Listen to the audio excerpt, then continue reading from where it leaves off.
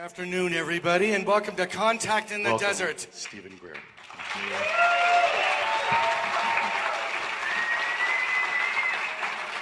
Thank you.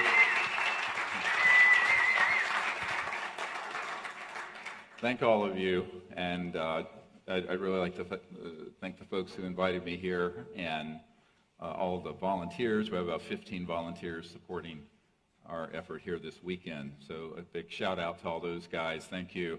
Merrill and all. Yeah, thank you. So I'm sort of on a nonstop travel tour right now. You know, the movie Unacknowledged has just come out. It's the #1 on iTunes. And it's actually beating the new Richard Gere movie.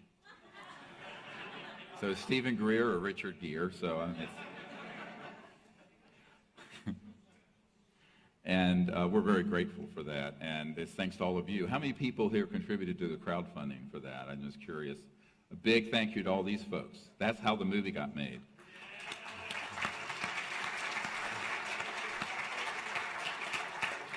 Now, this was not a big Hollywood production. It was 5,000 people contributing everything from $5 to, well, 111,000 euros from a German couple to make this happen. And the book, which is out there, has about 10 times more information than the movie. So if you've seen the movie, you really need to read the book. And the purpose in it is this is a tool every one of you can use to give to anyone you know who is open-minded or even not open-minded about the subject. We're getting feedback from academics and skeptics of all types who are saying, we had no idea there was all this material. And so this is not really, this film and the book were not made for people who live and breathe this stuff on the internet day in and day out, like many of you might. It's really made for the other 7 billion people on Earth who we have to have compassion for, who have been disinformed for 70 years on a subject of the greatest importance to our future. And I think that's why we made it in a manner that every single person on Earth who would see it. And I can't talk about, but there's some things that are going to happen in a few months where around 100 million people will see it. 100 million. So our goal,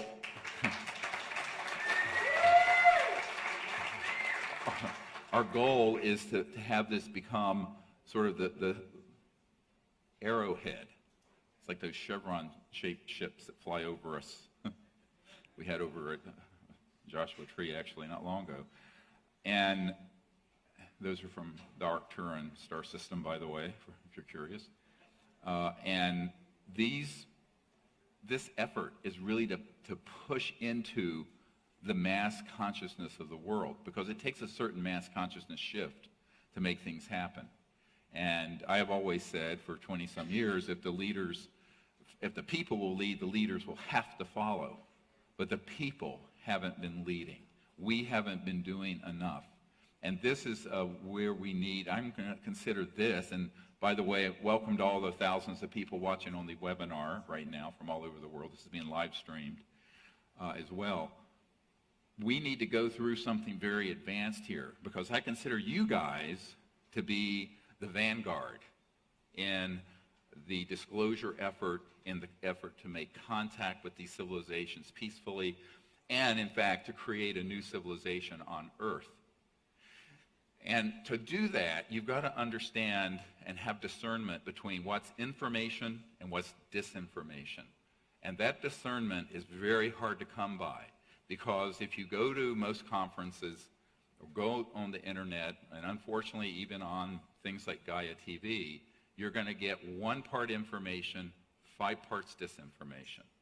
And the reason for that is that people are doing it deliberately, not necessarily the people being interviewed and given talks, but the people who are providing that information to those folks. So the very first thing we want to go through today is how counterintelligence works. Now, I'm just a country doctor, lives in Virginia, but here's what I've found out about this. And it's been 27 years of a tutorial for me that I'm going to share with you. And it's not going to be a pretty story. Some of this is going to be deeply disconcerting to people. It'll be the opposite of what we're doing tomorrow night when we're doing contact out into the stars using the mantras and sacred Vedic knowledge and higher consciousness and all of that. This is going to be a journey through the national security state as it has devolved from a rather modest and small operation before World War II to the monster it has become today. And this monster, beginning in 1947, it was hatched in the cradle of Roswell. And the reason for it, and if you've seen, how many people have seen the movie Unacknowledged?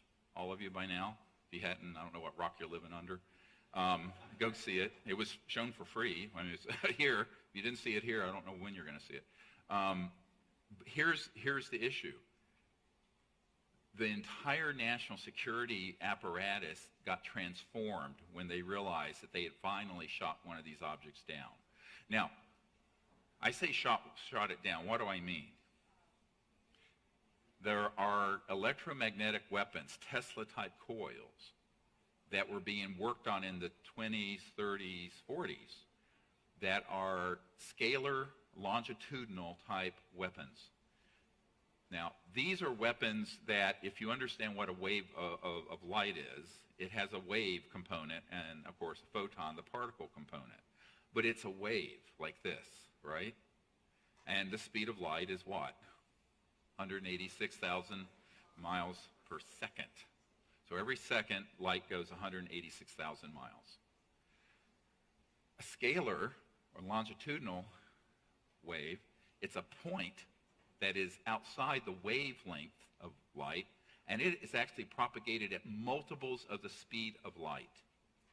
Now, this has been studied for the better part of a century, but unfortunately has been weaponized and began to be weaponized. The FBI memo that you saw in the film Unacknowledged, if you study it, read it carefully, and then look at also other documents that we have, the electronic warfare systems were stood up between World War II and 1947, in those years of the early, because they realized that there were these ET crafts zipping around our aircraft in World War II. You know what they were called? Foo Fighters. Yes, there is a band named Foo Fighters, and I'd say 99% of the kids I talk to go, well, that's a rock band. I said, yeah, but before that, it was what UFOs were called in World War II. And a member of my team, who was the original researcher on cattle mutilations, we'll get to this in a moment, Dr. Altshuler, he was a very renowned hematologist, oncologist in Denver, Colorado. And his uncle was General Jimmy Doolittle. And General Doolittle was sent over to the European theater in World War II to look into Foo Fighters, because these things were zipping around our aircraft, going down the middle of them, materializing, dematerializing, doing all this stuff with our electronics. We didn't understand what this was. Now, initially, we thought, the Americans and the Allied forces thought that it was a German secret weapon. But the Germans, we found from intelligence, thought it was a secret Allied weapon. And so President Roosevelt sent General Doolittle over there and said, find out what these are. So he came back to the White House, and I know this because he directly told Dr. Altshuler this, as his nephew, that they were, and reported back to FDR, sir, these are interplanetary vehicles.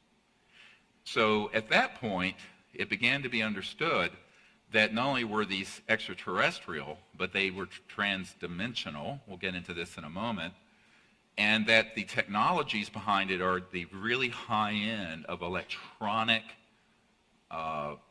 vortices that are created that allow an object to go from one point in space to another, materialize, dematerialize, but also when it's in this dimension, has all kinds of effects on conventional electronics. Cars stop, magnetic compasses spin, etc., and so on. So this began to be looked at, and they figured out how to do some countermeasures.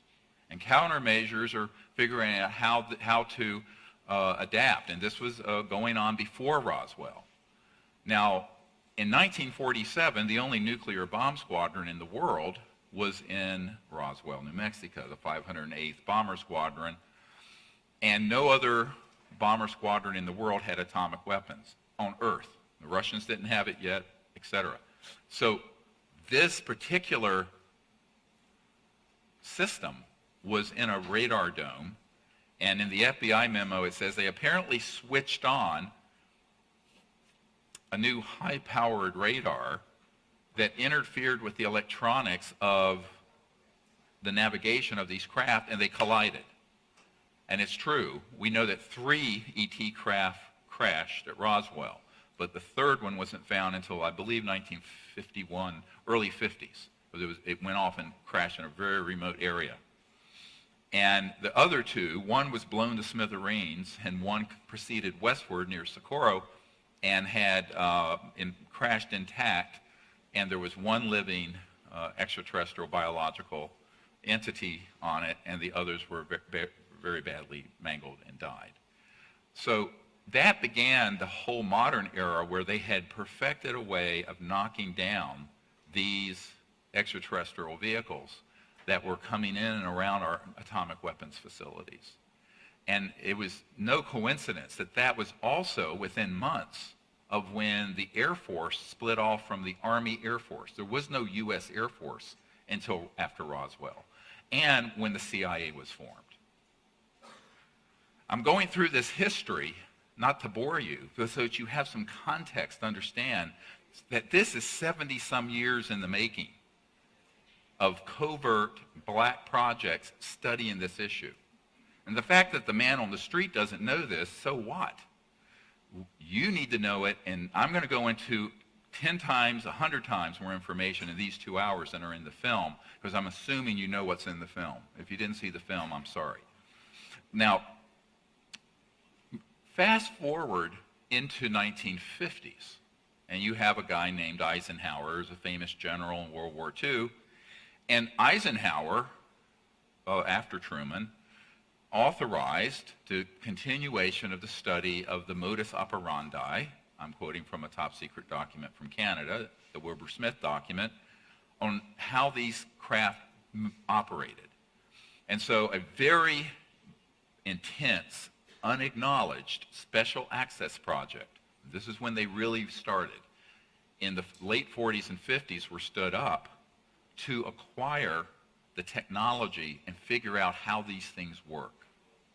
By October 1954, we had mastered gravity control, what pop culture would call anti-gravity, which means that everything that we're using on this planet since 1954 has been obsolete since that date. Now, how do I know that? Well, a man who was on my team for years until he passed away of prostate cancer a couple years ago, Rick Foch, he was the highest ranking scientist at the largest Department of Defense lab. And Mr. Foch was a very good friend, stayed at my home, knew his family very well, was very direct in saying that he was in the vault and actually acquired and saw a document that stated that they had mastered gravity control October 1954. Now, this is before I was born, and I have 8 grandchildren. Scary thought, me being a granddad. Terrifying. Anyway, I'm a lot of fun, but a little eccentric. But so, and why not? But what ended up happening is that the national security state did not want this out. A, they understood it could be weaponized, and they wanted to weaponize it, turn it into weapons. And B, the energy source, as you heard from people in this film and in other testimony, is the zero-point energy field, where you could have something that would basically fit on this little stand, and it could power, as was said, a wristwatch or an entire city. New York City could be powered off of that. Free energy. And that's not a myth either.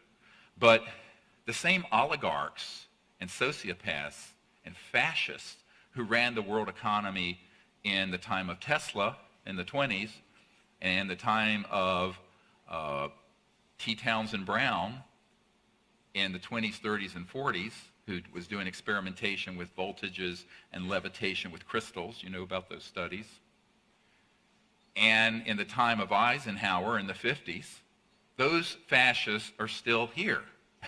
We didn't defeat them. They just went subterranean. All right? So I often say we're really living in the Fourth Reich. And I had an interesting conversation with a man. Is John Warner here? John Warner? Are you here? You're too shy to raise your hand.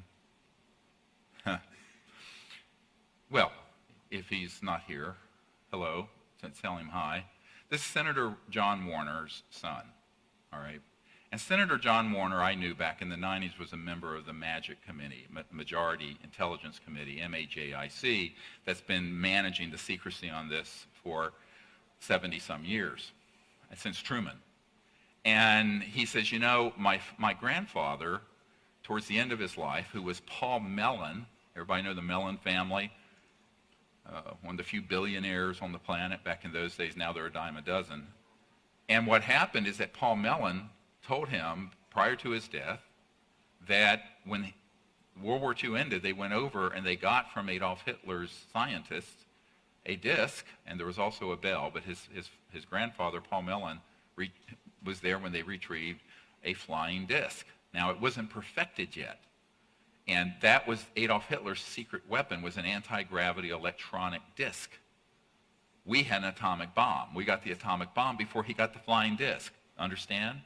And therefore, they brought it back in. But he says, look, he knew that his family and all those people who went over there were fascists at heart. Prior to the war, they were overtly supportive of Adolf Hitler and fascism, as was the founder of IBM, as was Ford, as was a whole lot of famous, Prescott Bush, Elder Bush's dad. These were all sympathizers with fascism, which is just a matter of historical fact. It's not a political statement. It's a historical fact. Now, those folks didn't go away at the end of World War II. We defeated the German army. We did not defeat the ideology and the authoritarianism of fascism. And that is what you need to understand to get your mind around what's been going on for the last 70 years. The pretense that we're living in a free world and a free democracy, when in reality we're living in the second and third generation of the fascist state that existed during Adolf Hitler's time. Now, what happened when they had an almost perfected Nazi bell and disc, and that research folded into the R&D and reverse engineering of an extraterrestrial vehicle? And they had one, and then they had another, and there were other downings. And I have one man on my team who will not come public because he's in fear of his life, was at Fort Huachuca over here in Arizona, at an underground facility. This is where Army Intelligence Headquarters is. And there were 9 extraterrestrial craft stored there. And he personally saw the different species and bodies. So, and that was back in the 70s when he was there. So this has been going on for 70 years, where we have been deliberately and purposely targeting and downing extraterrestrial craft who have come en masse from multiple civilizations from around the universe when we began detonating atomic weapons. Now, were many of these civilizations aware of Earth prior to that? Yes. Had many of them visited us? Yes. It's like Ancient Aliens TV show. Much of that is true. In fact, there's a man who works under contract at IT&T, but he really works for the CIA. And whenever they find an ancient artifact that's technological, that's hundreds of thousands to several million years old, and they exist, he will study it and tell the intelligence community, the IC for short, what that would be used for and how it operated. The guy is a genius. I mean, absolute genius. He's also stayed at my home. So what I've found with these sort of gentlemen is that they know a great deal, but they can speak of only so much. And so whatever you see in the Disclosure Project archives is less than 1% of what I've gotten briefed on. And I'm going to try to give you the other 99% as much as I can in 2 hours. Deal? Y'all ready? Yeah. All right. All right. So, y'all ready for this? Lord, yeah. All right. So we're gonna take a tour de force through this information, so that when you then hear other speakers or hear other information, you can begin to have a scintilla of discernment between, is this real or is it Memorex? You understand? Is this something that is man-made, masquerading as ET, or is it actually ET, or is it you don't have enough data to make the determination? What I call the gray area. Well, no pun intended. And yes, that's another whole discussion. So when they began to study this from both human experimentation with electromagnetic systems, anti-gravity, from the 20s, 30s, 40s, and then that combined and was greatly supplemented, augmented. Augmentation was massive from studying the extraterrestrial material. That paid off by 1954. And by 1954, guess what? You know, it's like I was a kid born in 1955. I'll be 62 next month. And hard to believe, I was 34 when I started this project, and now I'm kind of an old dude. But what can you do? Time goes on, no matter what. I still bench press 410. But it's how I deal with stress. Move weights around. I know it's a very guy thing. So we had this amazing technological transfer that happened. Now, we had a chance at peace. And you all heard the rumors that Eisenhower had a meeting out here in the desert of California, where Edwards Air Force Base is now, Muroc. That happened. And when I was in the process of putting together the briefing for the Minister of Defense and the President of France back in 07, 08, that period, about 10 years ago, they sent me a report from someone that they had in their archives who had been there with Eisenhower. And what the extraterrestrial civilizations were asking for, and yes, they do work together, they have different specialized functions. We'll get into that maybe tonight or tomorrow night, depending on their natural capabilities and interests, like all peoples. But they offered to help our civilization technologically if we would stop this proliferation of hydrogen bombs, thermonuclear weapons. Eisenhower was friendly to this. Others, like Forrestal, were. He got killed. George Patton, by the way, the General Patton, was very supportive of disclosing these technologies to the public after they retrieved them from the Nazis in 1945, and he was assassinated because of that. He was killed because of his support for disclosure. You understand what I'm saying? Okay, so this is how, we went completely off the rails between 1947 and 1955. And we haven't gotten it back in place since. So we're now 60-some years into an unconstitutional, deep government. This is not a conspiracy theory. This is an absolute fact, and we can prove it. That does not answer to the constitutional authorities, whether it's the president or the Congress or even some of their generals and admirals that I have briefed. So these unacknowledged special access projects became more and more and more powerful as they got more and more technology and money and started taking a bigger and bigger and bigger piece of the U.S. budget, but also spun off corporations that then spun off things like integrated circuits and computers and fiber optics and night vision. These all came from studying extraterrestrial material items. and were highly profitable. Now, never mind that you and me, the taxpayers, paid for all the research and development, and these corporate Nazis, who are psychopaths, took it, monetized it, and have made trillions of dollars. And we're happy to use our iPhone, and we're just clucking along and ignorant of the fact that this is all stolen technology from we the people. So, that is what began to happen, and this is why Eisenhower said, beware the military-industrial complex. And one of the most important, I don't know if we have some of these clips lined up, but I want to go through just real quickly, because it kind of does it in a compact way, some clips. And our first one is this one from Eisenhower, and this is what he's talking about. We must guard against the acquisition of unwarranted influence, whether sought or unsought, by the military-industrial complex. Next. A shadowy government with its own Air Force, its own Navy, its own fundraising mechanism, and the ability to pursue its own ideas of the national interest, free from all checks and balances, and free from the law itself.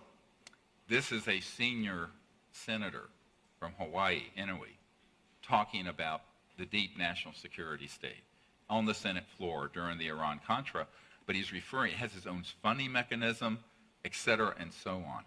Think about that. It's self-funded. No one is overseeing it. The senators aren't, you aren't, and most certainly the President of the United States isn't. Next. The nations of the world will have to unite, for the next war will be an interplanetary war. The nations of the Earth must someday make a common front against attack by people from other planets. General Douglas MacArthur. Look at the date on that. Okay, the date on that, I was 4 months old, October 1955, precisely 1 year after we mastered gravity control. So the warmongers and the war profiteers and the psychopaths who love endless war hatched a plan in the early and mid-50s. And one of the documents we have from Walter Bedell Smith, the CIA director from 1953, talks about the psychological warfare value of the UFO subject. We'll get into that in a moment. Next clip. Sorry. It is time for the truth to be brought out. Behind the scenes, high-ranking Air Force officers are soberly concerned about the UFOs. But through official secrecy and ridicule, many citizens are led to believe the unknown flying objects are nonsense. I urge immediate congressional action to reduce the dangers from secrecy about unidentified flying objects. CIA Director, Vice Admiral Roscoe Hillenkoetter. Pause it. That was the first director of the CIA formed after Roswell. That gentleman in you saw the date, wrote to the Congress, and it was published in the New York Times. Around the same time, Eisenhower warned of the military-industrial complex. And this is a 5-star general, and this was an admiral. I mean, these are not, it's not Abby Hoffman saying these things, all right, from the 60s or some hippie. These are your key military people warning you. And why he said that at the end, he didn't say the UFOs were a threat to the national security. He said the secrecy is a threat to the national security, just as Eisenhower did. And every single admiral, flag officer, general I have met with, and director of intelligence entities, from the CIA to the DIA to the alphabet soup of things here and abroad, have said, yes, this secrecy is a threat to world security and peace, because they have so much power and technology, and no one in the system outside these unacknowledged criminal enterprises that are running the secrecy have any control over it. Next clip.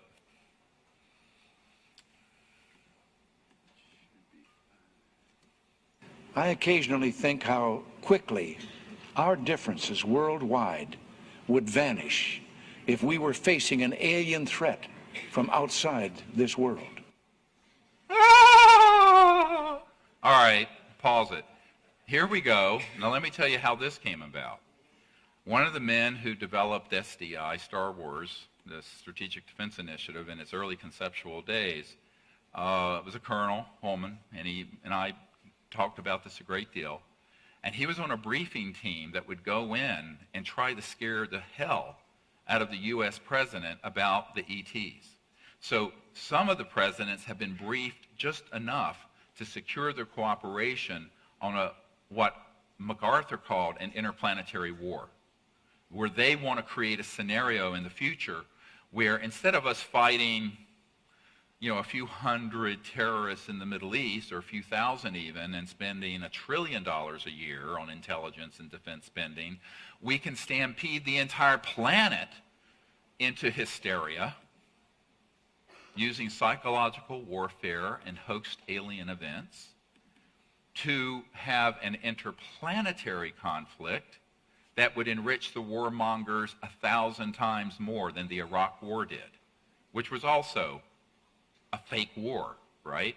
There were no weapons of mass destruction there, but we killed hundreds of thousands of people marching in there. And Colin Powell was deceived. And if you think people aren't being deceived, think about this. Secretary of State Colin Powell was sent up there by Cheney and his henchmen to tell people as a matter of certainty and fact that Saddam Hussein had weapons of mass destruction, which he did not have. And Colin Powell had been the chairman of the Joint Chiefs of Staff and a 4-star general. And he was deceived by these devils in the intelligence community. And it led to a disastrous situation that is getting worse with, of course, now we have ISIS. Because you go in there, we broke it up. This was all by design, so that we keep the fire burning. It's like that rock song. Keep the fire burning, because how do you justify trillions and trillions and trillions of dollars going into these same war profiteers and warmongers unless you have an enemy?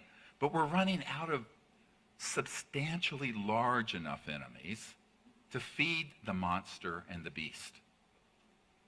So the big one is coming. Let's continue. When von Braun was dying in front of me, the very first day that I met him, he had tubes draining out of his side. And he was tapping on the desk telling me, "You will come to Fairchild." I was a school teacher.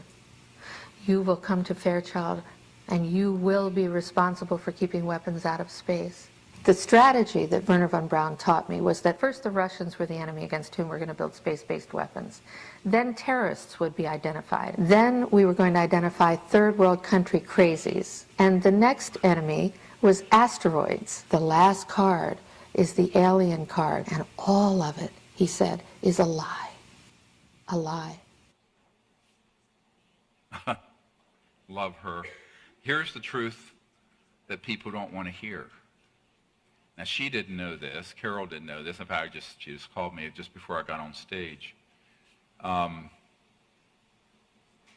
the 1950s and 60s, because we had man-made UFOs, they were able to do things that looked alien, and to 99.9999999% of the population would be, including the president, but were actually being done by the intelligence community and these unacknowledged special access projects, USAPs, super secret projects.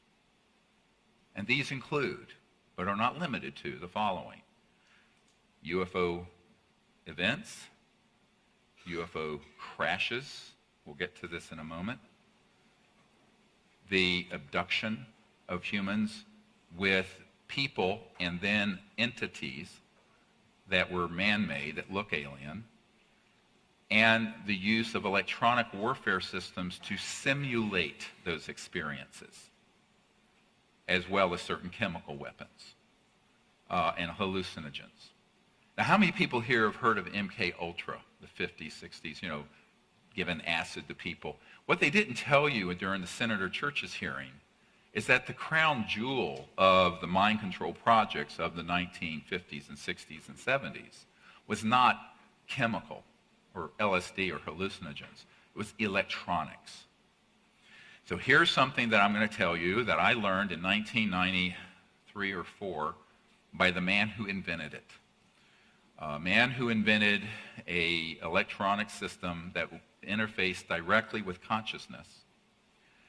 It was used both actively and passively. In other words, you could put this on and it would enable the person, no matter how skilled or unskilled, to remote view with consciousness at a different point in space or time.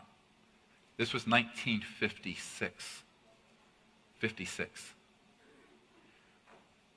But it can also be used to give people experiences which are completely hallucinogenic, but which come across as incredibly real. He said to me, and I later had this confirmed by many different scientists who worked for E-Systems and Raytheon and a whole plethora of intelligence community contractors, so that they could give you an experience. It'd be like virtual reality, but on steroids, where you would have the ability to have someone have this experience, and it is so real because it's in consciousness that it's being done. It's in their mind. And it can be done remotely and targeted remotely. And those people, and this is what this gentleman, and I'm quoting, he says, if we want you to have a personal conversation with your personal God, Jesus, Buddha, Krishna, whoever, you'll have it. You'll pass a lie detector test that it's real. It is that good. Now, fast forward to a few years ago, I'm on one of these expeditions we lead out under the stars, and a woman comes who used to work for one of these companies, and she said yes. And we could sit in a room with a console, turn a dial, target the board of directors of a corporation, and if we wanted them to come agreement on something we wanted them to come to agreement on, we could turn the dial and there would be complete harmony. We can turn the dial the other way and they'd all be fighting. Absolutely. He said, when were you working that project? She said in the mid-70s. This is what Wernher von Braun, is not in this clip, warned about more than even the risk of interplanetary war, which psychopaths. And the people who tried to stop it, George S. Patton, killed. Forrestal, murdered. JFK, dead. Marilyn Monroe was going to just blow the whistle because she didn't know what she was stepping into, whacked. So, if you don't go along with the agenda, it's very dangerous, no matter who you are. Bill Colby, the CIA director for Ford, President Ford, trying to help us bring out free energy. The week he's going to meet with a member of my board of directors, they find him floating down the Potomac River, killed. Although his family thinks he either had an accident or was a suicide. It was neither. His best friend, a colonel, retired colonel, told me specifically that Bill Colby was assassinated because he was going off the reservation of the secrecy and trying to move disclosure forward, but most importantly, bring the technology out before both polar ice caps melt. And 70% of the population is underwater. And that's coming if we're not careful. So that is the kind of thing that, now this is what I deal with day in and day out.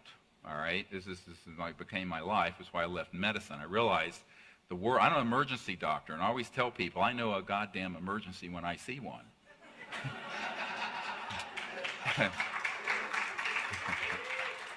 And we are in an emergency. Now, the interstellar civilizations know we're in an emergency too. The big red flag that went over Earth when we had detonated atomic weapons said, wow, these folks have so much beauty and promise, but there's an aspect of them that's gone so out of control that now they have technologies that could destroy all life on Earth and could become an existential threat to other planets because we're starting to go into space. This began the modern UFO era. So I always tell people, all these people running around afraid of the aliens, and this intelligence guy and military guy who went to Ronald Reagan said, and he told me it was a hoax. He said, yes, you're right, there are ETs out there, They're a threat to us, and we need to put weapons in space, and we need SDI, the Strategic Defense Initiative. And that is what brainwashed Reagan into making that comment at the United Nations, and then brainwashed him into billions and billions and billions of dollars into brilliant pebbles and all kinds of other stuff that's just nonsense. It never worked. So that they could take that money, use 10% of it on the stated project, like brilliant pebbles, and put the other 90% into black projects, weaponizing space. That's how it works. That's how the defense industry works. So unfortunately, Reagan did not have the discernment you're going to have by the end of this 2-hour meeting. And it cost us a great deal. And so he was played like a fiddle, sort of the Independence Day scenario. You know, the movie Independence Day with Wilson, let's go kick alien butt. You know, all that jingoism and bullshit. And here's why it's nonsense. Because if you are an interstellar civilization and you wanted to just take care of the Earth problem, it'd take you 1 nanosecond. It's point, set, match, over. Now we're going to go through in a little while what transdimensional interstellar technologies are. So you have a little understanding of why these scenarios that are being presented about this race and that race are out there, and it's the movie Star Wars. Well, this is great for Hollywood and George Lucas. And it sells billions of dollars worth of movies and seminars and Space on Gaia TV. However, it is absolutely dangerous. And here is why it's dangerous. Because when we start going down that path of a narrative of hate and what I call alienism. What's alienism? It's like racism, but it's humans against another species instead of black against white, or Shia against Sunni, or one ethnic tribe against another, or one economic system against another. This is the big one that they want to play, because the demagogues who are counting on endless war need your cooperation and need to have you brainwashed that there's an enemy that you should be afraid of and hate to support the next big war. And that's just a fact. Next clip. Air Force intelligence. Yeah, the high-level producers and directors. Yeah. And how were they paid so that it wasn't? Cash. Yeah, you pay. What you do is you make them sign a form and you tell them, you got to report this to IRS. But whether they do it or not, you're not going to give your form to IRS. I paid. I better not say. Some of them are large. Next. This is buying off the media. But the same thing happens with... We did do that, yes. OSI did that. There was a special group out of the 7602nd Air Intel Wing at Fort Belvoir. They came out and did that. They had these people that had maybe some sort of defects, anatomical defects that were brought in to fool people into thinking they're aliens. Yeah. I can't give you any specifics because the program is still classified, and they're probably still doing it. I wouldn't doubt it. They were still doing it. So they've already got this psychological warfare. So let's pause it.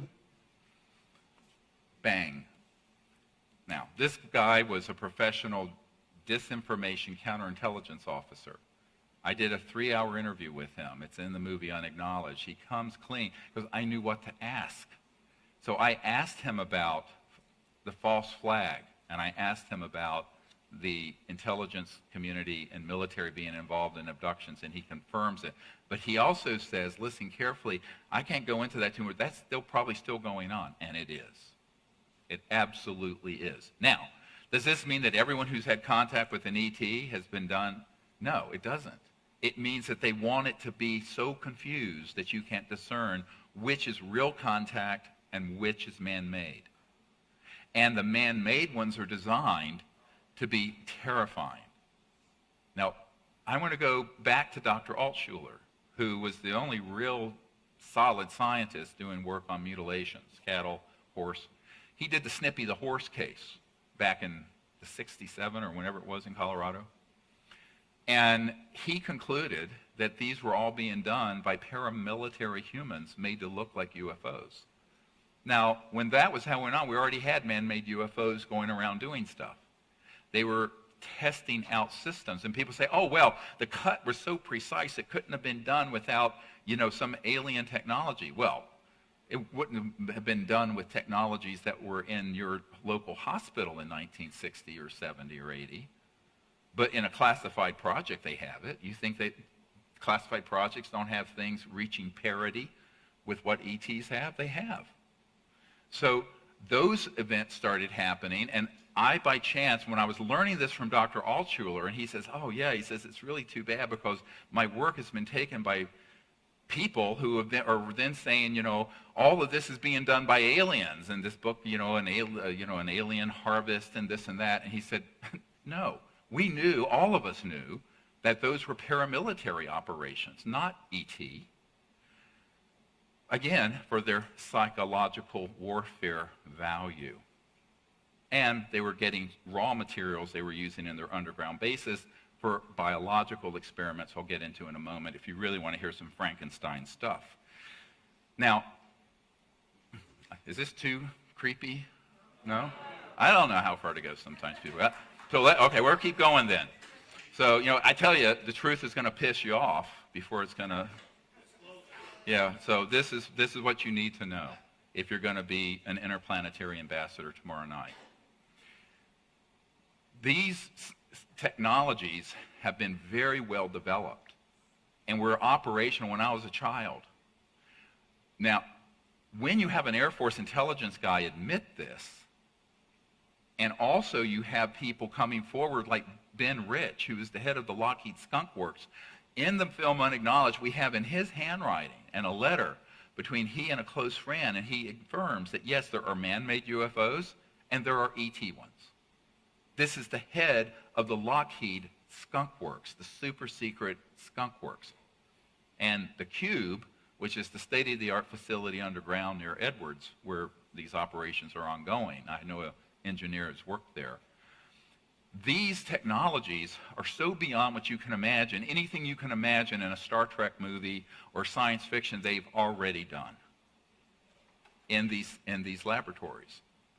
So we have to begin to understand the extent to which there's the technology that you read about on CNN and in tech journals, and it comes out of Google or iPhones and what have you. And then there's the real high-tech stuff that is in the unacknowledged world. And you have to understand those technologies to understand what people call the alien phenomenon, because 90% of it is man-made, masquerading as ET because they want people to have a new enemy to hate. So that begins to elucidate some other key points. Let's listen to Michael Stratt, who's a great researcher on covert military aircraft, anti-gravs. Into the minds of people to expect an extraterrestrial, not a secret aircraft, but an alien craft. So when they do pull this, they'll already have everything ready to roll. These civilians got onto the base and got into something, and they saw something they weren't supposed to see, and this group came out and went into their home and scared the dickens out of them and staged an alien event. Exactly. I said staged an alien event. He said exactly. That's happened thousands and thousands and thousands of times. Now, you can't, if you weren't discerning and didn't have this, now this has taken me 27 years to find these sources and methods and do this research. You ignore it at your peril.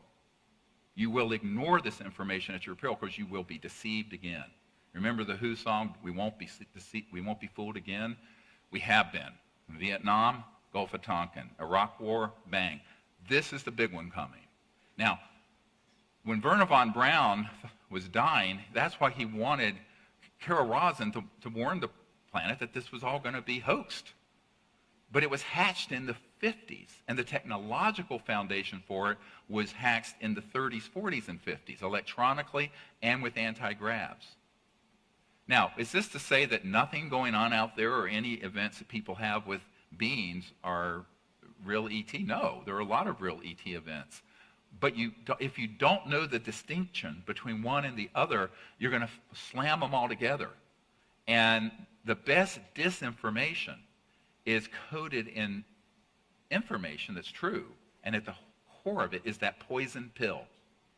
And what I would suggest to you, and the reason I made this film, is that I got a heads up that that agenda was being fast-tracked in the last year or two. Because suddenly you had Hillary talking about this stuff, John Podesta, the WikiLeaks hack with the emails, some of which mentioned me and Edgar Mitchell. I'm sure you're all aware of this unless you don't read, and that's a good possibility nowadays. Read, learn to read. And so what has happened is we have a tremendous amount of evidence from in my network that they've started launching various disinformation vectors. So I'll give you an example. There's a young rock artist who I introduced to this. He stayed at my home named Tom DeLonge, Blink-182. And he then got targeted by a guy at Wright-Patterson Air Force Base, General McCaskill, feeding him disinformation about how courageous it is for us to fight the aliens. And it was like right out of MacArthur's mouth in 1955. And he's creating information that he sincerely thinks is real, that is completely counterintelligence disinformation to prepare the millennials and the X generation people for interplanetary war, because they're trying to pull another generation along. Does this make sense to you? I'm afraid to tell you that the same is happening with most of the information from Bill Tompkin. The frightening part of the information from MK Ultra babies, everybody know what MK Ultra babies are? Oh, well, Dr. Fred Bell was an MK Ultra baby, and I used to stay at his home. He's Dr. B in the Disclosure book, for all of you who've read and memorized that, which I'm sure you all have. And those kids were handed off at a very young age, some as infants, by their parents. And Dr. Bell was a direct descendant of Alexander Graham Bell, had a very high IQ, great technical capabilities in electromagnetism. The agency, the CIA, wanted him. The parents agreed to hand them over to the MK Ultra program, and so he was brought along in 40s, 50s, 60s, 70s into this system. I was at his house and actually saw his badges and credentials for all the companies he worked for, Hughes Aerospace, all these big, everything. And yet, he had a lot of experiences that he thought were real, that were the result of what I described a little while ago, that were electronic warfare systems that gave him virtual reality consciousness-based experiences so that he would hate the aliens and develop weapons to shoot them down. And so he developed them. He says, yes, in 1965 we had a platform up there, and when a ET craft would materialize into this dimension, we could target it, hit it, and it dropped down like a lead weight into the Pacific Ocean, and we'd all be going, yay, we killed another one. Now, this has been going on since I was a child. You should all be terrified of this nonsense. So some of the folks, I don't know Corey good. I know that some of his he's on the page with disclosing, but some of the stuff that he's recounting, remembering, Corey, those were programmed events in virtual reality. Now, have I had an experience with this? Yeah. So let me tell you my own experience, if you want to hear it. It ain't pretty. 1994, July, I'm back and forth with Prince Hans Adam von Liechtenstein, the Crown Prince of Liechtenstein, which, as you all know, is one of the chief funders of Adolf Hitler. And he was an Opus Dei, the chief funder of Opus Dei, the far right-wing radical group at the Vatican. And Pope John Paul would, come to his castle in Liechtenstein and hold private masses for him and everything. So he flies over to New York, and he's going to be meeting with some folks that I'm working with there back in '94. And I agreed to meet with him. He was very cryptic. I got a message that he wanted me to call him, so I called him at his castle. And someone picked up, and as soon as I said who I said, "This is Dr. Greer calling for His Highness." And they immediately put on the Crown Prince. They don't have a king, so there's Crown Prince. And he said, I can't talk with you on the phone about what I want to share, but we need to meet. I said, sure. So we had to deconflict our schedules. Eventually we met in New York. He was staying at the Pierre Four Seasons Hotel on Fifth Avenue there at Central Park. And I decided to go up with my little daughter. I have 4 daughters, and I was doing so much shuttle diplomacy trying to get the Clintons and other people to get on board to disclose this, and the military and the people in Australia and the UK, that I started doing a date with Daddy. And a date with Daddy would be one child at a time could come with me on a meeting once they got to be 8 or 9 years old. So because then I could, they were more easily manageable, because I couldn't, be meeting with a head of state and have a 2-year-old in the room. So she came, and we're there meeting with him, my little daughter, who's 8 or 9, just before she turned 9.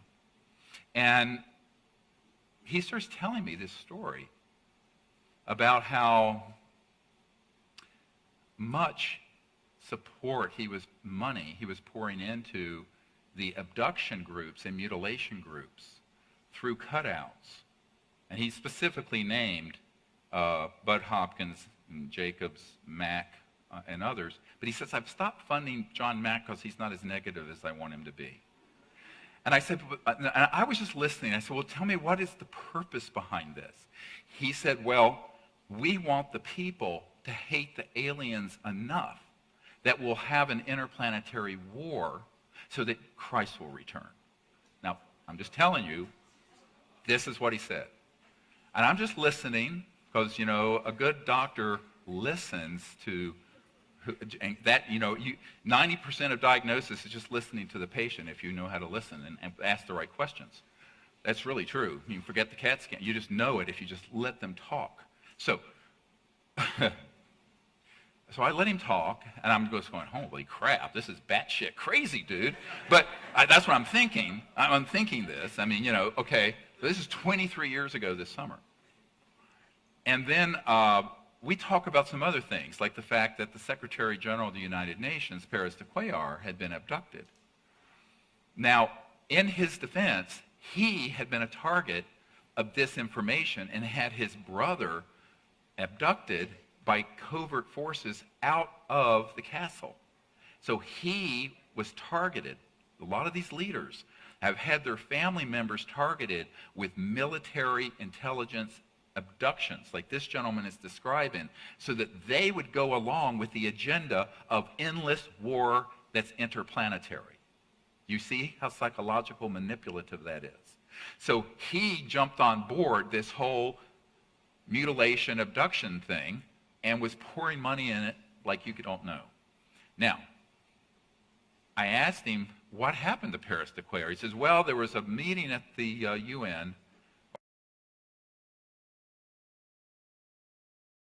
back in his motorcade, and he was abducted out of his motorcade at 3 in the morning. And I knew about this already. This is the famous Bud Hopkins case of a famous world leader who was taken out of the motorcade. You know the story. Well, it was Paris de Cuellar. And I said, how do you know that? He says, I'm personal friends with Paris de Cuellar. So I just let him talk. I said, well, tell me what actually happened. He says, well, he was taken on board this craft, and the really scary aliens said, if you don't stop the program that you're involved with George Bush Sr., the then President of the United States, and other world leaders to end secrecy and disclose this subject, the aliens said to Paris de Cuellar, we will abduct every world leader involved, and that includes the President of the United States. He was then put back in his car, terrified, and went back to his home there at Sutton Place. Now, I knew Boutros Boutros-Ghali and his wife, the Secretary General after that. And what it turned out to be is that, you remember the Roswell case where the red-headed sergeant who said, I'm going to leave bones scattered in the desert. They won't even find your bones if you don't keep your mouth shut about this. His son became in his father's footsteps and was in the security detail who arranged the electronics for this abduction of Paris de Cuellar from the motorcade. Now, how did that happen in Manhattan? How much do you want to know about electronics that do this? This gets into the deep into the pond. Okay, so I said, with all due respect, I don't think that's what happened, and I think it's more complex than that. And we talked about the CE5 initiative, the Close Encounters of the Fifth Kind initiative, where we make contact with these civilizations for peace. And he says, you know, because he has a private jet, he says, I go all over the world where there's a wave of these sightings, and wherever I go, there are sightings before I'm there. But while I'm there, no UFOs or no ET craft are there at all. I wonder if it's my attitude. I said, with all due respect, Your Highness, I think you hit the nail on the head. Because he was so populated with fear and hatred. The ETs don't want to interact with someone like that. Why should they? They want to do that, they can deal with the psychopaths who run unacknowledged special access projects. They're not interested in them either. Now, that night, I'm in my bedroom at the St. Moritz Hotel on Central Park South, and I'm there going to sleep. Suddenly, a beam, it was like an energy force, it wasn't visible light, came into the room and tried to abduct me. I could tell it was electronic and it was directional, and I could tell, but the energy it had was sheer, terrifying, I mean, stark, raving evil. And I knew it was coming from a man-made source because I was astute enough to know about this. So what I did, they were trying to abduct me to say, you don't believe that's what happened to Paris de Cuellar? We're going to do it to you right down the street where you're staying. And so I was hit with this weapon system. It was crystal clear, more real than sitting here today. And so what I did to stop it is that I transcended. Luckily, I was a meditator, and I had been a meditation teacher before I was a medical doctor. And so I started doing a meditation and a prayer, and I transcended into the ocean of unbounded mind so that my drop became the ocean. And they can't take the ocean. They can only take the drop. Get it? So it's transcendence. So when I transcended into that, if you want to call it cosmic consciousness state, and with the power of that unbounded mind and purity of that, then it stopped. But then as soon as I came back into my individual ego self, hit again, and again, and again, and again. It was very exhausting. But they never got me. They almost got me, but they didn't quite get me. Now, this was an electronic warfare system, and they were trying to say, all right, we're going to teach you. I came back from that not fooled, but actually what they had done by doing this to me personally is that they tipped their hand, and I saw through it as crystal clear what they were doing. So what happens then? Every night at 4:20 a.m. or so, for about a month or two, there'd be a subaudible click I would hear in my room. It'd wake me up. And I would be hit with a weapon system that made me so sick, I had to literally crawl on my hands and knees to get to the bathroom with not even stand up. And it would last for about 10 or 15 minutes, and then it would pass. I wasn't sick from anything man-made except an electronic weapon system. This happened every night, over and over and over. It was torture. So my wife, of course, knew this was going on. That's when I was going to close down everything I was doing, 1994. But I'm stubborn, so I didn't. But that's the kind of stuff they can throw at you. And I knew this was man-made. And then because I had already been briefed by men who had worked those weapon systems that are electronic, psychotronic, radionic type things. Now, all that information sounds disparate to you. Like, what the hell is this guy talking about now? But what I'm saying is combine all those capabilities and throw in a big measure of biologicals. So we've talked about electronics. Now let's talk about biologicals. You think that Dolly the sheep was the first cloned creature in Scotland? No, ma'am. No, sir. There have been technologies cloning human-like creatures since long before that, because it's all based in electromagnetic pulses that can cause a cloning effect. So a lot of these creatures that we see running around, and we've had a few of them that have tried to infiltrate our expeditions, we know exactly what it is, are actually man-made biologicals, and some have called these programmed life forms. But they have integrated circuits in their neural cortex, but they're biological. They're basically biological robots that are man-made. So there's a facility in Australia that makes them. I know a couple people who worked in that facility out in Pine Gap. There are deep underground bases that are connected to Los Alamos that travel out to the Dulce area. Above the ground at Dulce, there's nothing. You can only get there through an underground connector. That's a biological lab. And those have been used as they become more and more sophisticated in conjunction with what he just described. When we want to scare someone and make them think what they saw was alien, we send in one of these squads. That's what he said. You listen carefully. Now, his whole interview, 3 hours, we're putting out as a special feature on iTunes. And it's also on DVD, so you should see it. And then my whole interview that was the foundation of this movie is also available. It's about 3 hours, I guess. I think that what people have to begin to connect some dots here, when you have the intent to do what Douglas MacArthur said, World War III will be interplanetary, and you have people warning, like the first CIA director, of the danger the secrecy has become to the national security. And I would say, is there a secret space program? Yes. Is it what you've been told? No. There's no, groups of spacecraft going all out throughout the cosmos in a sort of battle galactica thing going on.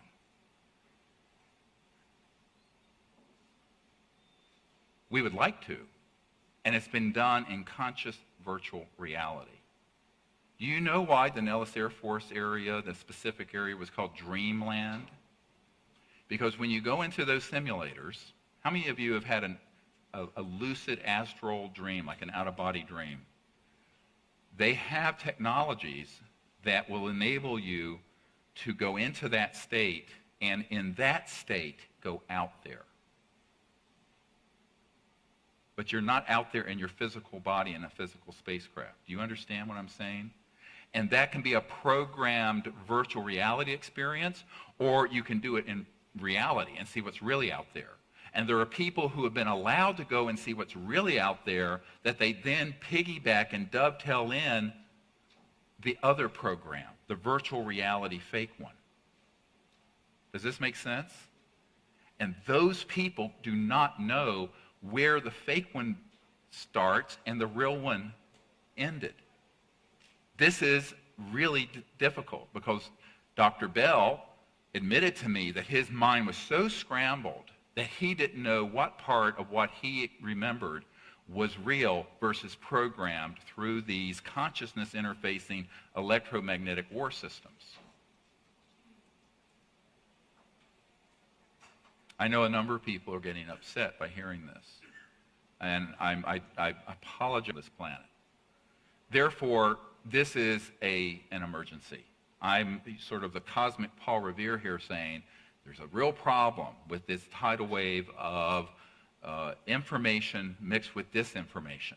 So there's information that's legitimate, but in the core of it are very frightening scenarios that have been embedded in these people who have been victims of MK Ultra and have been creating Manchurian candidates and who have put this information out there. And I think what we have to begin to ask is, even if all of that were literally true and not a virtual reality consciousness program, what's our response to that? What should we do? Well, you have two choices. You can be like Will Smith in Independence Day and go kick alien butt. Good luck with that. Or we can choose to engage in dialogue with these civilizations, realizing that there is actually one conscious mind within all of us, and find the foundation for universal peace, where we can go forward as a peaceful planet. That's the choice. It is really that stark. Now, people like to be scared. People like to have someone to hate. And this is what I said, there's this new thing. It's not politically correct to be a overt racist. You can talk in dog whistles and code words, I guess, and get elected. It's not politically correct to be blatantly homophobic or blatantly misogynist, but it's okay to be blatantly alienist, where it's this alienism. And you'll notice that the good ETs always look like, Tompkins was talking about this blonde, buxom, gorgeous, Nordic-looking with the big boobs. Wonderful. And of course, the evil ones look different from us. They're playing on the racist foundation of conflict that humans have been dealing with for thousands of years. This is demagoguery. And they're very good at it. They have kept one religion against another, one race against another, one people against another, going in conflict for thousands of years. It's been the organizing principle of our civilization has been division and war. Now, we come by it naturally because chimpanzees and monkeys organize into troops like that. But we have to transcend that part of ourselves and find a higher spiritual aspect of ourselves that realizes that we are one people in one universe and we have to live together in peace. Because the alternative is termination. Why do I say that? Well, by the 1950s, something came along called mutual assured destruction. Everybody heard this term? It means that if one nuclear weapon is launched, everyone launches everything, and the Earth becomes this radioactive pile of glowing rubble. And that was the deterrent that kept us from actually launching nuclear weapons against the Soviet Union or China or whoever. But that's an atomic or a hydrogen bomb, a thermonuclear weapon. What if you're dealing with a civilization that has technologies 100,000 to 1 million to, in the case of a few of them, 1 or 2 billion years ahead of where we are? You think you're going to weaponize that science and technology and engage in hostility and aggression and survive it for more than a nanosecond? No. And so anyone who knows anything, the scientists I know in the classified projects who see all the stuff going on at UFO events like this, they're just laughing out loud. Because the fear and the fear-mongering, it's like if you know anything about genetics, electromagnetism, interstellar travel, transdimensional physics, the whole thing becomes ludicrous. But if you put it out there and people latch onto it because we want to have a new enemy to hate. Now, I grew up in the South where I was almost murdered because I had an African-American girlfriend in North Carolina in the early 70s. It's like the movie Loving. Did you see the movie Loving? Great movie. And, that's changed. I don't think you get run over by a car like I almost was, with people hanging out the window screaming "in lover" at me as I'm bicycling to school as a high school boy. But you might in some places, but generally no. We've made progress in some of these areas, but what the demagogues who want to have centralized power over the world, whether it be political or religious, want is to have an entirely new generation of people who have something new to hate. So you have to understand that agenda is the central operating system that evolved in the 1953 era when the CIA director Walter Bedell Smith said, wouldn't our job, let's use this for its psychological warfare value. And then all those years later, President Reagan at the UN saying, wouldn't our job of creating world unity be easier if we had a common alien threat to unite against? To which I say, why do we have to have someone else to hate to become peaceful and united on earth? This isn't going forward. This is going way backwards. But it works for the people who want to maintain centralized, fascist, authoritarian power. And this chief vector of this disinformation, unfortunately, has become the UFO subculture. Now, I don't say that with pride. I just say it as a matter of a fact. And I think what we have to do is say, what are we going to do as a people to fix this? You're not going to fix it down the laser barrel or an atomic weapon or a scalar weapon or going, cowboys and Indians in space. You're going to do it by understanding what part of the database out there has been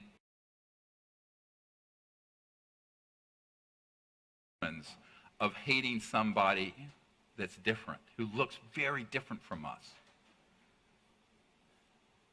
And what part of it is real, that's an actual extraterrestrial encounter. And what part of it are things maybe we just don't understand. To wit, I'll give you one great example. I learned some years ago that through Operation Red Light, you know that, Operation Red Light, that one of our disclosure witnesses talks about?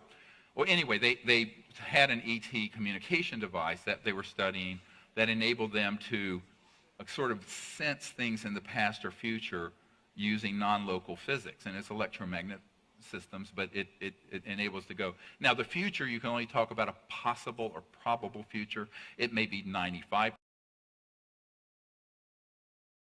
now. Got it? This is why predictive people who always say on this particular date this will happen, they're always wrong, because by the time they say it, enough things change that alter it. Right? You understand this? It's the nature of space, time, and consciousness. This is another whole discussion. We'll get into that Sunday night. But the point I'm making is that they developed these systems so that they could peer and they realized that ETs could see various possible or probable outcomes. One of them is like the Hopi prophecy, where there's a terminal line. But there's another Hopi prophecy where we go off and up and out. You know the Hopi Rock, the prophecy from Native American. And the ETs know that. But as a preparation for not having the best outcome happen, but having a catastrophe happen, they began to do what I call a cosmic Noah's Ark. Now, what do I mean by that? It's you've heard of in Norway, the seed bank that has all the seeds of everything, and then, well, imagine multiple civilizations realizing that we were in a position to destroy all life on Earth, including human species, where they began to document the biosphere and the genome of the entire planet as a backup in case it crashes. So a lot of the phenomenon you see, now people would say, I could never figure out, the very famous Provence case in France that the Japan group, the division of their equivalent of NASA, did this report of this spacecraft landed in a lavender field, and this man comes out in the wee hours of the night or morning and in the dark, and there are these little ETs that are picking lavender and taking samples of lavender and taking it on the craft. And there's physical evidence of this landing. It's a great case. It's in our materials. Now, why is that? Well, it turns out all over the world, in the waters, in ponds, in the oceans, underwater, every kind of species, they've been taking samples. And they're studying two things. One, they're cataloging the genome, including ours. Number two, They're also cataloging the delta, the rate of decay of the genetic material due to chemicals, radiation, poisons. Wonder why we have so much cancer? Treatments are, quote, better, but the rate of cancer keeps going up and up and up and up and up. We're living in a slurry of chemical and petrochemical and radioactive toxicity, which damages cell division, mitosis, and genetics, where you get terrible cancers, but also can result in infertility and the loss of entire species. On top of it, human activity on the planet is entered into a phase that even mainstream scientists are calling this the big extinction. Because since the dinosaurs became extinct 65 million years ago, we are right now, today, have more species becoming extinct than there has ever been since the dinosaurs became extinct 65 million years ago. And it's man-made. It's due to how we're living on this earth in a ravenous, destructive way. And the ET see this madness, and they're trying to study it and account for it, and if necessary, intervene, but in a way that wouldn't be terrifying. And also, in a worst-case scenario, intervene massively. All right? So there is the possibility of a massive intervention if we are foolish enough to let this go on too long. And let's hope that doesn't happen, but there's a backup plan. So the ETs are here. What they want from us is to go, as Michikaku would say, from a zero civilization, level 0, to a level 1. A level 1 civilization is peaceful, not warring, and is no longer destroying its biosphere for its civilization to be high-tech. Now, it turns out 100 years ago, we had that ability with Tesla-type free energy, et cetera, and so on. The League of Nations 100 years ago was subverted. The entire ecological mess we're in could have been avoided. But it's not their place to land here and force that on us. It's for us to figure this out. So people can do it.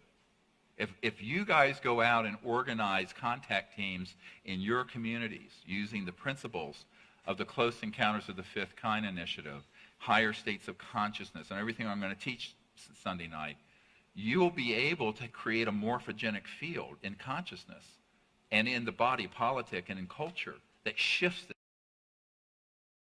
And say, everyone, you guys need to see this movie and understand what the foundation is, and also understand what the disinformation is and what that agenda is for the false flag operation, hoaxing events, and what have you. So let's see, there's another clip, I think. Oh, this was the next one. Yeah, okay. Have you been exposed, or did you come across in your career and your network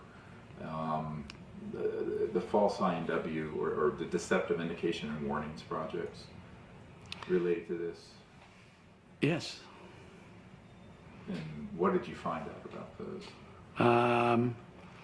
That's pretty cool. On an intelligence community to set up a false flag. And he acknowledges, oh yes, that exists, but I can't, that's really secret. That's really secret. He's backing off like this. It's more powerful than anyone could possibly say if you look at his body language. Now, the reason that I began briefing the Defense Intelligence Agency director, the 3-star, and the admiral in charge of intelligence for the Joint Chiefs of Staff, and CIA director, and all these people, because I learned of this false flag operation 20-some years ago and realized that the people, there are a handful of people in these unacknowledged special access projects who know about it, and the rest do not. But by disclosing this information, we can neutralize it being played out. You know what I'm saying? What if people had known for a fact that they were going to hoax the Gulf of Tonkin incident, and we wouldn't have gone into Vietnam the way we did and expanded it? What if people had known for a fact that they were hoaxing stuff for the Iraq war And the public and everyone would have said, no, we're not going to go marching in there. They weren't behind 9/11, and they also don't have any of these weapons, even though if he is a brutal and misguided dictator, but those are all over the world. You're going to march in everywhere?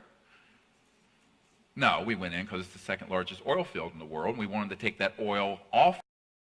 It would go up to $150 a barrel. Durr, hello. It's a Cheney Halliburton move. So that's what you need to understand, is this manipulation.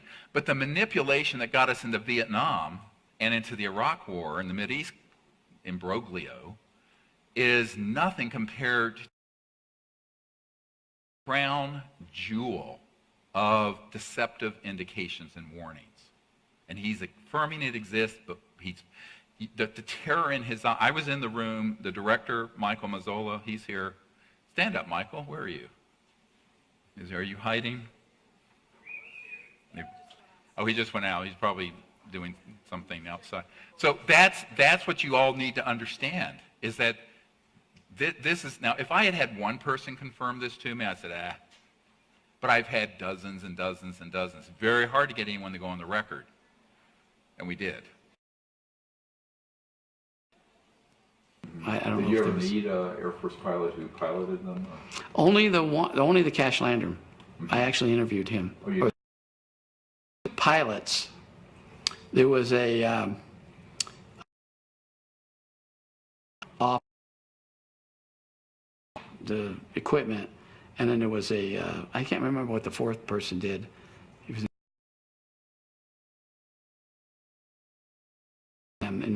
and everything that could have gone wrong, it took off fine from Nevada and flew perfectly. But when it was going to an air base. I can't remember which air base it was. Some air base in Texas. I think it was Webb Air Force Base in Big Springs. I think it was. Talking about the Cash Landrum pretty sure it was crash. Webb. And when they tried to slow it down, that's when the problems happened. And then they cut power, and so many things went wrong that they almost crashed. A man-made nuclear power plant. It malfunctioned. There was a filter problem, they had a core breach, and it started spewing radioactivity out. And as it went down over outside Houston, it sprayed Cash, Landrum, and several other people with this toxic slurry of highly radioactive waste, who were hospitalized and were very sick and virtually killed them. And I think they eventually did die. And he's admitting with humans, craft, and he described the helicopters escorting it as it went down, which is also in all the eyewitness accounts. Now, Cash Landrum tried to sue the U.S. government for injuries, and they said, no such project exists. Unacknowledged. But that is a $10 billion lawsuit, and I've just had an attorney contact me who does constitutional law. We might pursue the U.S. government for this, because this isn't the only event that's happened where people have been injured and victimized by U.S. covert programs dealing with man-made or human-piloted UFOs that have caused death and injury. And they always deny it, and they're happy for you guys to believe it was those horrible ETs that did it. He was the principal investigator at the Air Force Office of Special Investigations who debriefed the pilot and the crew. And he says that.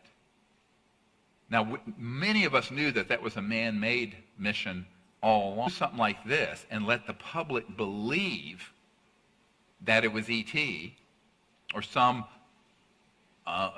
unexplained aerial phenomenon, like the UAP thing that, Hillary said on Jimmy Kimmel. What nonsense.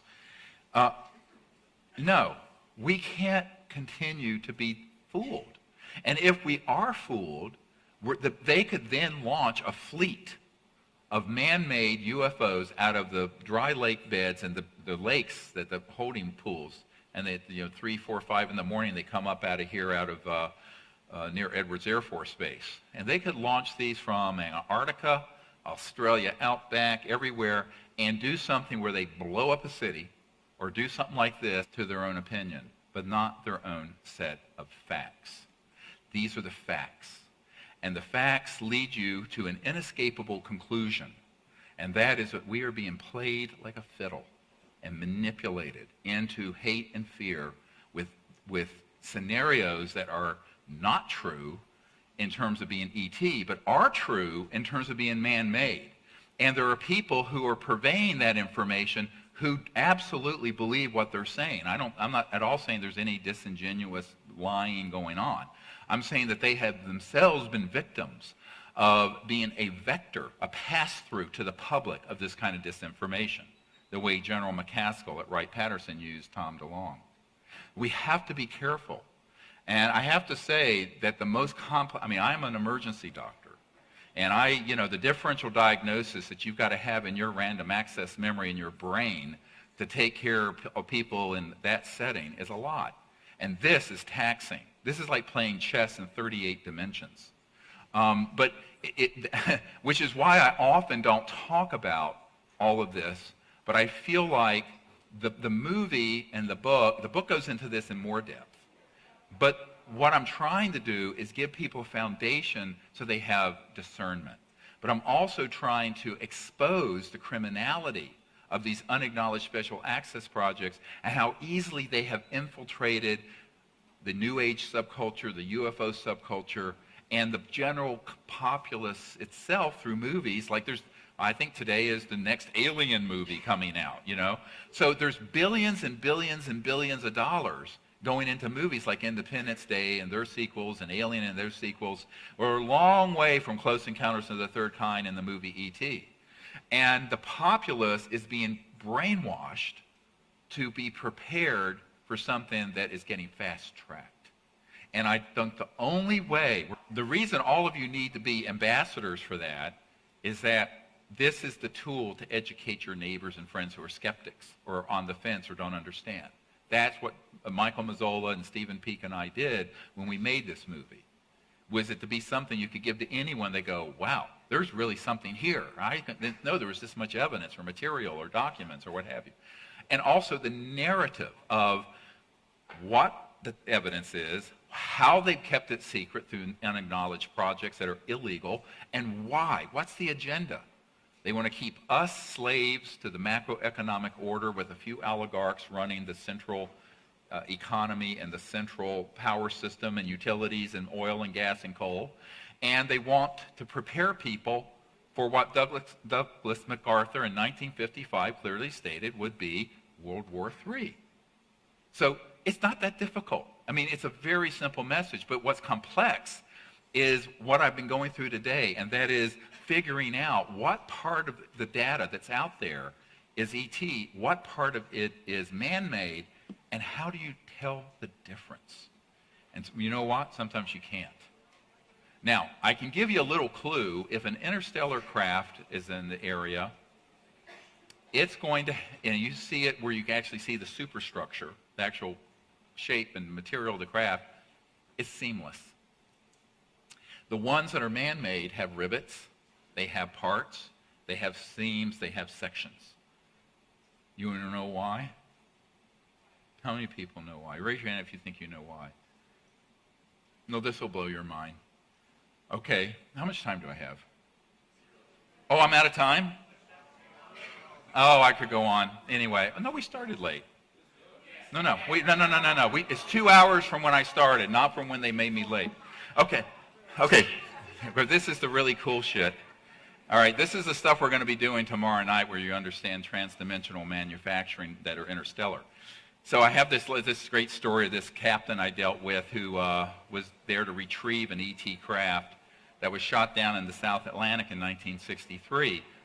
And he wouldn't come forward. He was told he would absolutely be erased and terminated with extreme prejudice, which means killed, turped. And he didn't want to be turped, but he called me up and he says, Doc, he's this old crusty guy, and he says, the thing I don't understand is that when we retrieved the pod that had these 4 bodies in it, and they were 39 inches tall, they were handsome little men, I'm quoting, and the skin color of a Sicilian, politically incorrect even in a red state, but they had no ears that are external, just an opening, no hair, And they were, he said, but they were handsome little men. And they were shot down because they were trying to slow down our development of intercontinental ballistic missiles. And they got a lock and a triangulation from his ship's radar and the base radar, and they hit it with an electronic weapon. But he says, the reason I'm calling you is that the damnedest thing has bothered me for 40 years. I said, what's that? He says, they had these suits on, and there was no way to get in and out of them. There was no zipper. There was no belt. There was no buckles. There was no buttons. And there's no way you could have gotten in and out of that damn thing. And I said, well, yes, sir, they don't have clothing manufacturing like we have. He says, what do you mean? I said, well, that uniform is in itself a metallicized material that has an electromagnetic field that connects with a bioelectric field that enables them to materialize and dematerialize without injury. And the uniform itself is materialized on them from subatomic materials from the 0-point field by setting up a sonic tonality that materializes around it. So there's nothing to manufacture. And by the way, if you were to look at their craft, he says, yes, the part they were in was like that too. There were no seams or parts. I said, that's how they manufacture things. So when we go get a Ford, you dig up the iron and you smelt it, and it's very Bruegel-esque, isn't it? It's like a Bruegel painting. You know, we're like cavemen. You know Bruegel? Anyway, sorry. So we have this primitive idea that manufacturing consists of digging junk up out of the earth, smelting it, welding it together, blah, blah, blah. That's not how interstellar civilizations create things.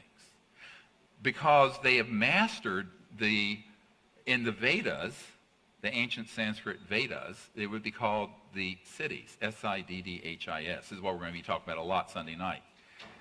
Of how to create through resonant frequencies, both in consciousness but also augmented with electronics, a technology that would enable them to materialize anything they want. A spacecraft, a uniform, their food, and also that enables them to be like a solid object like this. You put the correct electromagnetic resonant field around it, it will tilt a little bit out of linear space-time, go to another dimension, drop out of this space-time, and reappear in another galaxy very quickly. Communications are occurring by the consciousness and the thought being directed to an electromagnetic system that then conveys instantaneously anywhere in the universe under full reproducibilities, okay, and full, accuracy. So that is how ETs are manufacturing and communicating. The reason that's important is that there are all these frightening scenarios. I had a discussion with Zachariah Sitchin some years ago about how the ETs came here and we were slaves digging up gold. I'm going, really?